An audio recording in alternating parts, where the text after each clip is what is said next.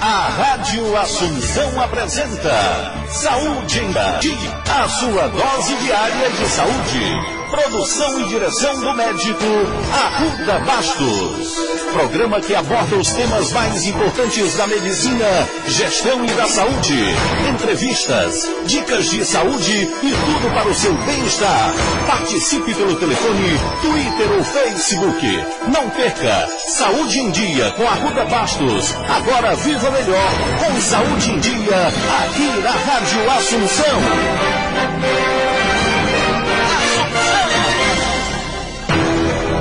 Doutora Arruda Bastos. Meus queridos e minhas queridas ouvintes, obrigado pela audiência. Sejam todos bem-vindos à Cadeia Cearense da Saúde, RCS. Rádio Assunção AM 620, Rádio Esperança FM 106,1, Rádio Cultura FM 87,9, Rádio Retiro FM 104,9 e mais de uma dezena de emissoras espalhadas por todo o Ceará. Meus amigos, quem nunca realizou um exame de imagem?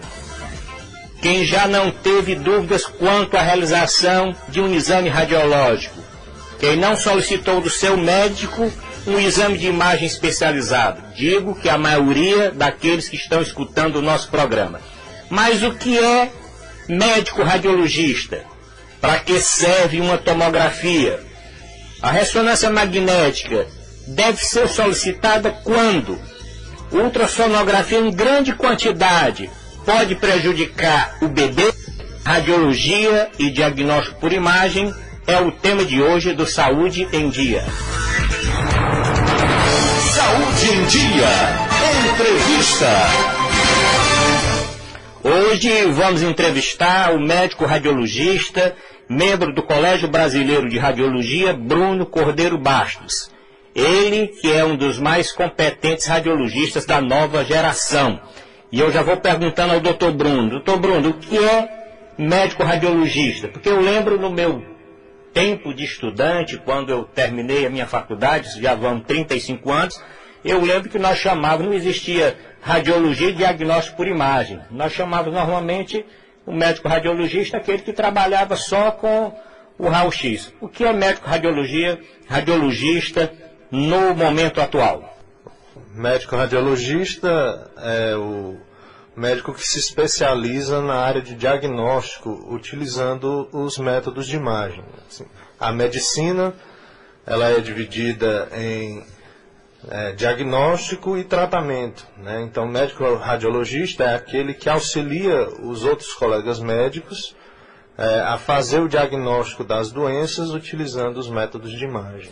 Bom, eu quero dizer que os ouvintes podem participar através do Facebook, facebook.com/Arruda Bastos, através do Twitter, twitter.com/Arruda Bastos, ou encaminhando uma pergunta para os nossos telefones. Essa pergunta que fala o que é médico radiologista foi encaminhada, porque nós postamos desde ontem essa entrevista com o Dr. Bruno, foi uma questão que chegou, uma pergunta que chegou da dona Lúcia Alves, que ela é aqui de Fortaleza, do Conjunto Ceará. Mas tem uma outra questão aqui da dona Vânia Lima, que é da nossa querida Itapipoca. Ela pergunta, doutor Bruno, quais as indicações da tomografia? Ela escuta muito falar em tomografia. Uma outra dúvida dela, tomografia e tomografia computadorizada é a mesma coisa? Duas questões. Tomografia, quais as indicações? E se tomografia e tomografia computadorizada é a mesma coisa? Bom, atualmente se utiliza o termo tomografia sozinho para falar realmente do método de tomografia computadorizada. Atualmente, se você falar assim, é a mesma coisa, os dois métodos. Quanto às indicações, a tomografia computadorizada é um método que tem as mais variadas indicações, certo? Na realidade, os métodos de imagem como um todo, eles... É muito difícil você dizer, a ultrassom serve para ver um neném, a tomografia serve para você procurar cálculo renal. Não existem assim indicações únicas, na realidade são múltiplas indicações. Um exame de tomografia tem inúmeras indicações no meio médico para fazer diagnóstico. Desde diagnósticos de AVCs, diagnósticos de pedra nos rins, diagnósticos de apendicite. Ele é um método bem amplo que consegue ter uma boa visualização das estruturas internas do corpo. Então ele pode ser utilizado para várias doenças. Bom, outra pergunta chegando aqui da dona Maria Cordeiro, ela é da cidade de Caucaia, que esse nosso programa está sendo escutado em todo o Ceará, né? Estou recebendo aqui inclusive mensagens da dona Lívia dizendo que está escutando, estou ouvindo o programa, e a maioria escuta. Tem muitos ouvintes no carro, pegando os filhos no colégio, escutando com radinho de pilha na cozinha, no quintal, mas também pela internet, no www.620am.com.br. E essa ouvinte, então, ela pergunta o seguinte, agora já mudando um pouquinho de método, falando de mamografia. A dona Maria Cordeiro, que é lá de Caucaia, ela pergunta quando deve ser feita uma mamografia. Qual a indicação de fazer a mamografia? Claro que quando o médico solicitar, né? Mas qual, assim, a indicação maior da mamografia? O termo de quando o médico solicitar, a gente vai abrir uma aspa aqui, que realmente o Brasil colocou realmente essa cultura que muitos médicos radiologistas discordam, né? Vários países, por exemplo, Estados Unidos, Europa, eles têm realmente programas de busca ativa de câncer de mama e etc., que por conta desses programas já conseguiu reduzir em mais de 30% a incidência dos tipos mais graves de câncer com a detecção mais precoce. O Brasil está se arrastando um pouquinho, mas já utiliza a mamografia realmente bem. Respondendo à pergunta, a mamografia, o ideal, de acordo com o Colégio Brasileiro, é que ela seja realizada anualmente por todas as mulheres com mais de 40 anos, certo? Uhum. E assim, o limite de idade mais para frente, eu já tenho cultura aí de mulheres uns 70 anos ou mais ainda realizando mamografia. É um método excelente, que tem uma boa sensibilidade para a detecção de nódulos, que podem ser cânceres, etc. Bom, uma pergunta que está chegando aqui, mudando de método, eu estou selecionando aqui, falando agora de ressonância magnética. Tem duas perguntas. Um ouvinte aqui pergunta o seguinte, por que os aparelhos de ressonância magnética são tão apertados? É o seu Joaquim Silva, da cidade de Maranguape. Eles são muito apertados, doutor Bruno? Existem realmente tubos de ressonância magnética que podem causar para pessoas que têm claustrofobia um certo desconforto, mas não são todos, certo? Já existem realmente no mercado, inclusive no Ceará, vários aparelhos de ressonância magnética do tipo campo aberto, certo? Que o aparelho é bem espaçoso e é realmente indicado para essas pessoas que não toleram muito bem a questão do aperto. Bom, outra pergunta ainda com ressonância, é um outro ouvinte aqui, o seu João Araújo, da cidade de Tururu. Ele pergunta quando deve ser solicitada uma ressonância magnética. Muitas das vezes o paciente chega e já pede ao médico, eu quero fazer uma ressonância magnética. Ele pergunta, isso está correto? Quando deve ser solicitado realmente uma ressonância magnética? Não existem métodos anteriores que devem ser realizados? Bom, a gente acaba entrando realmente na discussão de uma pergunta anterior, certo? Os métodos de imagem, eles têm indicações diversas, e a ressonância, por ser atualmente o método, que eu vou dizer, o método caçula, o método mais novo, ele realmente se utiliza de uma tecnologia maior que aumenta os custos também.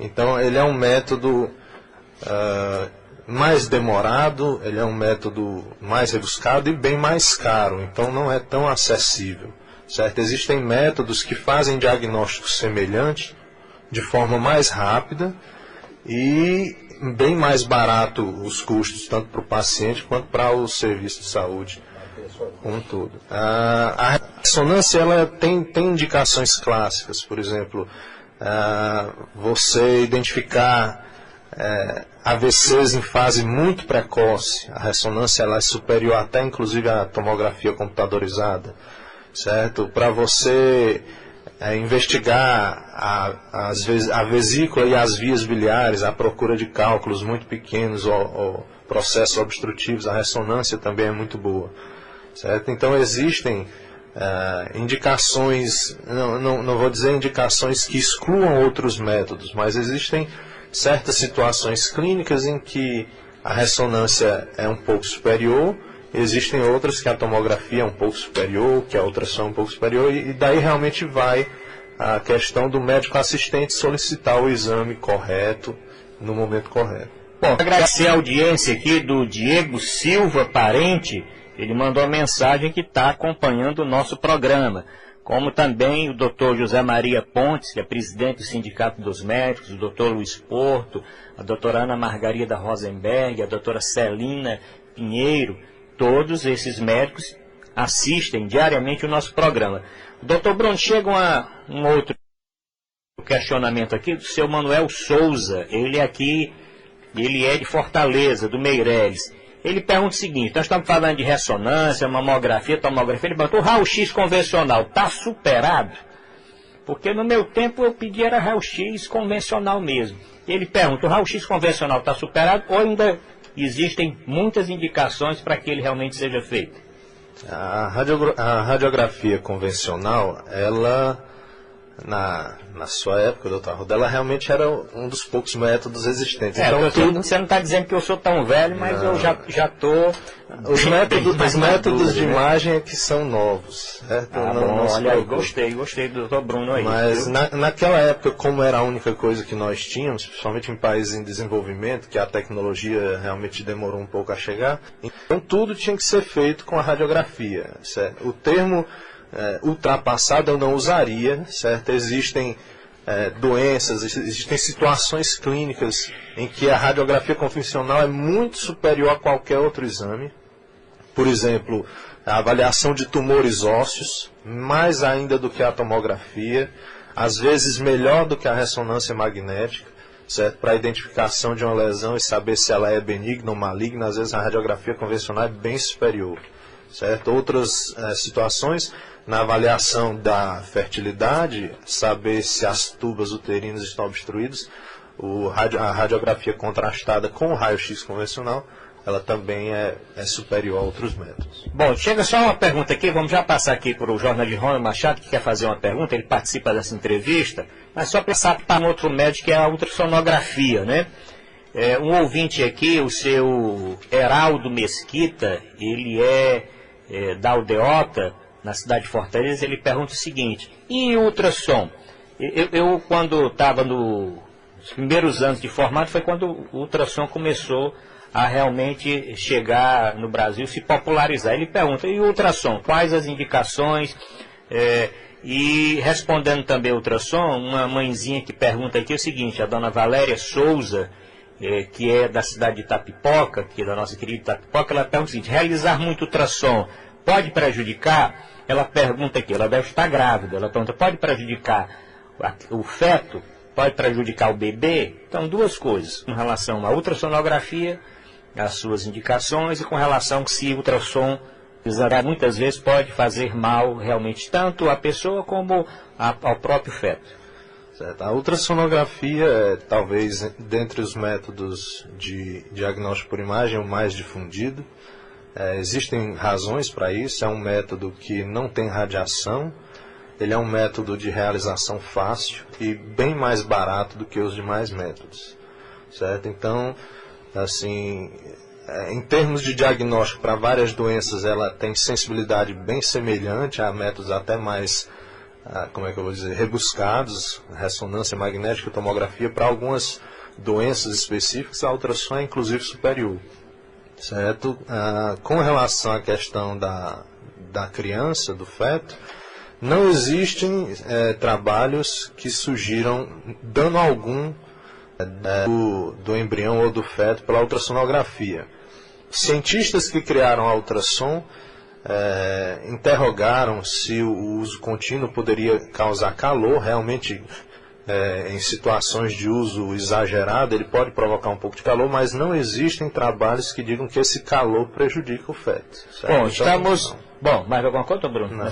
Bom, estamos entrevistando o Dr. Bruno Cordeiro Basto, ele é médico radiologista, e o tema de hoje é exatamente radiologia e exames por imagem. Mas, Ronald, você tinha uma pergunta? Tenho várias, mas eu vou fazer só uma. Pode perguntar. Doutor Arruda quase não deixa a gente fazer a pergunta. Segundo o doutor Bruno. Deixa eu perguntar, doutor Bruno, o seguinte. Há anos passados, nós tínhamos... Você ia tirar uma carteira de motorista, ia admitir-se no emprego, era obrigação de todo mundo levar a biografia. O nome é certo, é isso? É isso, correto. Agora eu pergunto, a ciência evoluiu com a imagem ou a doença evoluiu? Quer dizer, o que é que aconteceu para que a biografia deixasse, ou existe ainda, deixasse de existir e passou agora a essa condição de você fazer uma imagem, a imagem que chama, né? Sim. O que é que aconteceu? Do momento em que eu comecei realmente minha carreira como médico radiologista, a biografia, ela de fato não estava mais sendo realizada. Eu fui apresentado a ela por um mestre que está no meu coração, Dr. Pedro Mauro Rola, é um radiologista extremamente competente, e durante os anos em que ele me tutorou, ele me apresentou a biografia. Na realidade, é uma radiografia simples, como se fosse em 3x4, que na época resolvia o problema. É a mesma questão da radiografia convencional. Na época ela resolvia o problema. Mas eu acho na época também, porque concentrava muita radiação. Tem uma pergunta aqui de um ouvinte a respeito disso que eu vou fazer depois. Mas tem aqui, eu acho que não sei se é uma pessoa assim, já da área de saúde. Ele pergunta o seguinte, doutor Bruno, o que é radiologia intervencionista? Deve ter escutado falar nisso, ou alguma pessoa da família fez. O que é radiologia intervencionista? A radiologia intervencionista é a utilização dos métodos de imagem para o tratamento. Como eu disse no começo, a medicina se divide em você encontrar a doença e você tratar a doença, certo? Normalmente o mais comum é que a radiologia encontre a doença, mas o médico radiologista intervencionista, ele auxilia também no tratamento da doença. Por exemplo, uma pessoa que tem um nódulo no fígado que é suspeita de câncer, pode, através da ultrassonografia guiada ou até da tomografia, chegar até aquele tumor específico com uma agulha ou alguma coisa e embolizar e matar só aquela região sem prejudicar o resto, certo? Então, é uma forma de tratar as doenças. Bom, uma pergunta aqui que chega do nosso ouvinte, aliás, da nossa ouvinte, a dona Denise Alves, da cidade de Fortaleza, Antônio Bezerra. Ela pergunta, é necessário tomar anestesia para realizar algum desses exames de imagem? Qual o exame de imagem que a anestesia é mais utilizada? A anestesia no tocante a eliminar a dor, existem alguns métodos mais antigos, por exemplo, a histerosalpingografia, que é o exame de radiologia contrastada que verifica a permeabilidade das tubas uterinas, que eu comentei antes, para checar a fertilidade. Eu usava muito na época aí, quando eu terminei, para verificar infertilidade. Isso. Né? O exame é excelente para identificar a fertilidade, mas em algumas mulheres pode causar desconforto. Então, em alguns serviços, se utiliza a anestesia para diminuir o desconforto.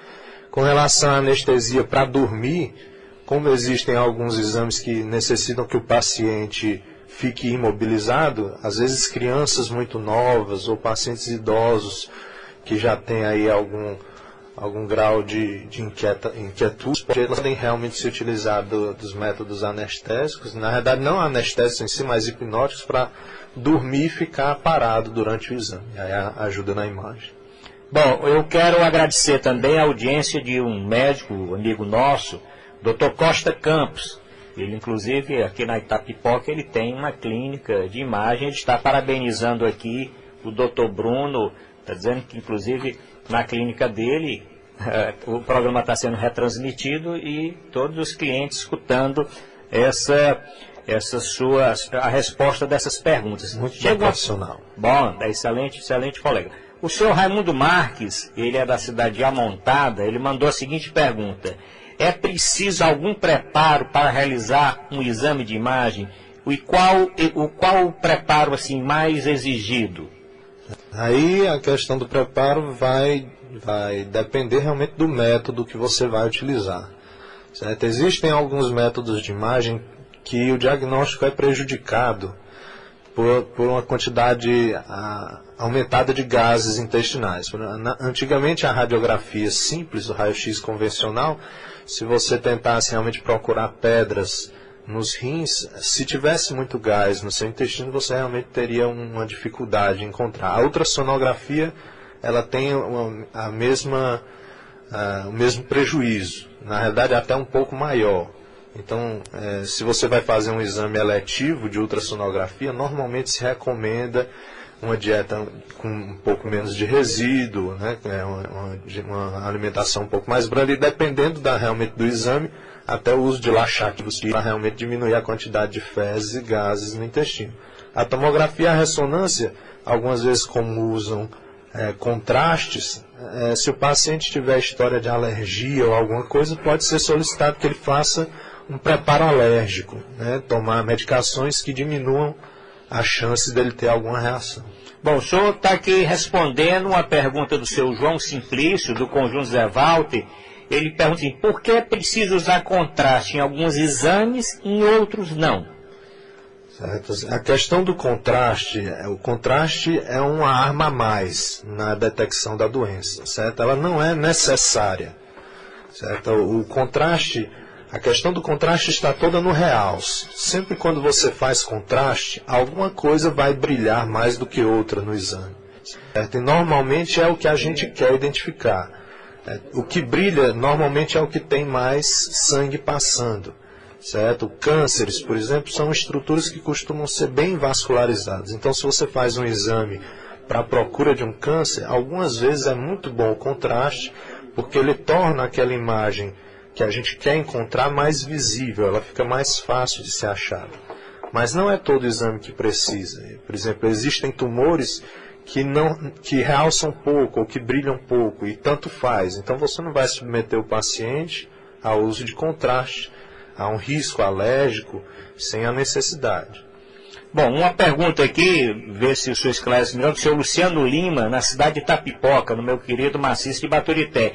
Ele pergunta assim, quais os riscos de se abusar dos exames de imagem? Existem riscos, tudo demais é veneno, né? Tem pessoas viciadas em fazer tomografia, fazer ressonância, fazer raio-x.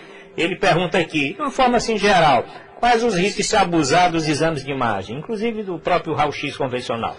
A questão de risco existe realmente bastante relacionada aos métodos de radiação, assim, especificamente a radiografia convencional, a tomografia computadorizada, a mamografia, certo? O uso excessivo fica expondo o paciente a doses de radiação. E a radiação é um meio que acumula, ele é acumulativo. A lesão da radiação é uma lesão cumulativa. Então, quanto mais você fizer, mais radiação você vai estar acumulando, certo? Existem algumas doenças que a literatura mantém uma grande associação com radiação, alguns tumores de tireoide, certo? Eles costumam aparecer mais em pessoas que têm doses um pouco maiores de radiação, mas não é a dose, vamos dizer, incidental. O paciente nunca fez nenhum método, teve uma doença, precisou de um exame.